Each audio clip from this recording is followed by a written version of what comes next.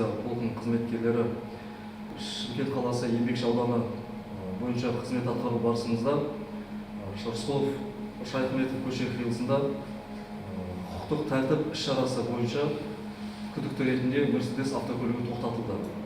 Тоқтату барысында автокөліктен есіктегі ұқсас заттар анықталып, Шымкент қаласы Еңбекші аудандық полиция басқармасының жедел тергеу тобына тапсырылды. Қазіргі сәтте тергеу амалдары жүргізілуде.